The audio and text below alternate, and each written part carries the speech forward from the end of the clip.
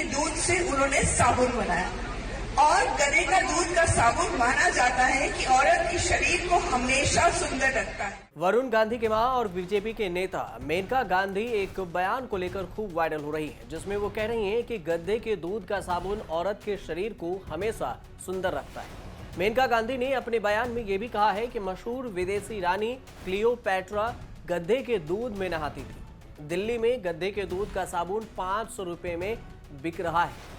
क्यों ना हम लोग बकरे के दूध का और गधे के दूध का साबुन बनाएं? तो क्या क्लियोपैट्रा सच में गधे के दूध से नहाती थी? क्या दिल्ली में गधे के दूध से साबुन बनता है और क्या सचमुच फायदेमंद है गधे का दूध? और इससे जानने से पहले आपको बताने हैं कि मेनका गांधी ने अपने बयान में क्या कुछ कहा है, वो बयान पहले सुन लीजिए।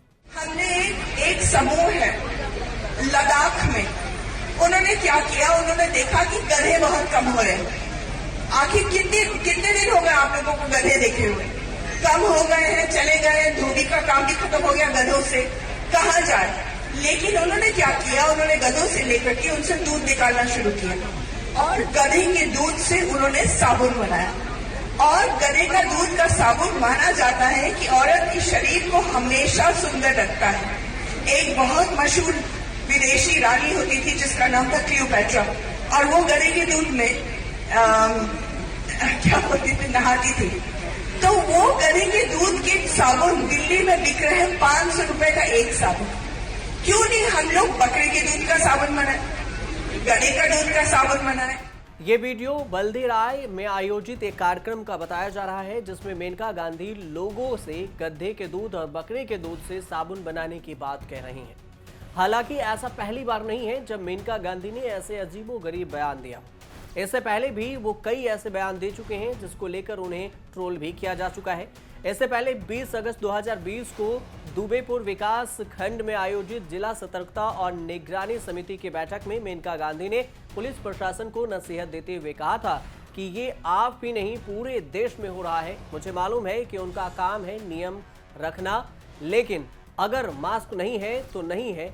जो लोग मर रहे हैं तो मरे, वो आदमी मरे हमारी बला से, लेकिन इनके ऊपर पैसों की वसूली ना हो। लेकिन अब आपको बताते हैं कि क्लियोपैट्रा के बारे में जिसका जिक्र मेनका गांधी ने अपने भाषण में किया है, तो ये भी पहले जान लेते हैं कि क्लियोपैट्रा सिर्फ बेशुमार हुस्न की मालकिन नहीं थी, वो मिस्र की चाणक्य भी कही जाती थी। क्लियोपैट्रा को उनकी खूबसूरती के लिए न सिर्फ उनके शासनकाल में सराहा गया, बल्कि उनके मरने के बाद भी ज्यादातर लोग उन्हें हुस्न के लिए मशहूर मानते रहे। यह बात अलग है कि क्लियोपैट्रा को अद्वितीय सौंदर्य की मालकिन माना जाता है, लेकिन असल में कहीं सबसे ज्यादा बुद्धिमान और चतुर शासक भी थी। उनकी धारदार राजनीतिक संपर्क बनाने की कला और लगातार बदलाव करने की क्षमता थी, जिससे उन्हें प्राचीन दुनिया की अकेली महिला शासक माना जाता था और यह भी माना जाता था कि वो दुनिया की सबसे खूबसूरत महिला है। ज्यादातर का मानना है कि वो मैसेडोनिया की रहने वाली थी, जबकि दूसरे लोगों का कहना है कि उनकी जड़ें अफ्रीका से जुड़ी हुई थी। बावजूद इसके उन्होंने खुद को मिस्र की रानी के तौर पर स्थापित किया। वह जिस टोलेमाइक साम्राज्य की आखिरी रानी बनी, उसमें मिस्र की भाषा बोलने वाली पहले इंसान थी। बताया जाता है कि वह प्रेम की ग्रीक देवी एफ्रोडाइट की तरह तैयार होकर बैंगनी रंग की पालों और चांदी के चप्पुओं वाले सोने की नाव में पहुंची थी। एंटनी के प्रेम की ताकत के साथ क्लियोपैट्रा ने गद्दी पर अपना नियंत्रण और मजबूती बनाया और मिस्र को आजाद रखा। हालांकि कई खबरों के मुताबिक राजकुमारी क्लियोपैट्रा अपने स्नान में गद्दी के दूध का इस्तेमाल करती थी। कहा जाता है कि अतिरिक्त लाभ के लिए, यानी कि इससे और भी ज्यादा फायदे हों, इसके लिए दूध में हल्दी मिलाया जाता था और दूध में पाए जाने वाला lactic acid, vitamin, mineral, protein, bio active enzyme, इन सब को मिलाकर त्वचा को लाभ पहुंचाने के साथ स्किन को गोरा और चमकदार बनाने में मदद करता था। रानी अपनी आंखों में आकर्षण बनाने के लिए काला गालिना या हरा मैला लाइट लगाती थीं, जिन्हें दालचीनी के छाल या लोबान से तैयार किया जाता था। लेकिन अब सवाल ये कि क्या सच में दिल्ली में गद्दी के दूध से साबुन तैयार किया जाता है?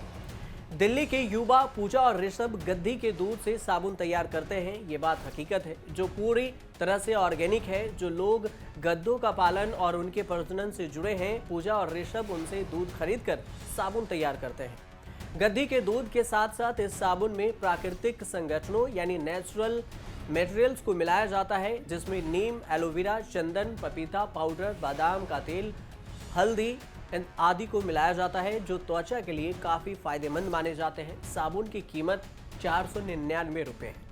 अब आपको बताते हैं कि क्या सचमुच गद्दी का दूध फायदेमंद होता है। वैज्ञानिकों का मानना है कि गाय या भैंस के दूध से कई गुना बेहतर होता है गद्दी का दूध। दरअसल अन्य दूध की तुलना में गद्दी का दूध खट्टा माना जाता है। जब दूध खट्टा होता है तो उसमें मौजूद लैक्टोज शुगर लैक्टिक एसिड में बदल जाता है और यह काम दूध में मौजूद बैक्टीरिया लैक्टोबैसिलस करते हैं। लैक्टिक एसिड एक किस्म का अल्फा हाइड्रोक्सिक एसिड होता है। इस तरह से एसिड जैसे ही त्वचा पर लगाए जाते हैं तो हमारी डेड स्किन को हटा देते हैं, जिससे कई चमकदार त्वचा सतह पर आ जाती है।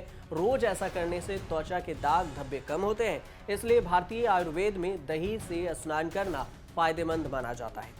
इस तरह मेनका गांधी ने जो बयान दिया है उसमें सच्चाई तो है, लेकिन गधे के दूध के नहीं बल्कि गद्दी के दूध से साबुन बनता है और बकरे के नहीं बकरी के दूध से साबुन बनाया जा सकता है या उसके काम हो सकते हैं। लेकिन इसे लेकर कांग्रेस ने टोंट कसा है और कांग्रेस की नेत्री अलका लांबा ने ट्वीट करके उन्होंने लिखा है अपने ट्विटर पर। अलका लांबा लिखती हैं मेनका गांधी को लेकर कि भाजपाइयों का गाय से गधे तक का सुंदर सफर, भाजपा की सुंदरियों की सुंदरता का राज आज पता चला।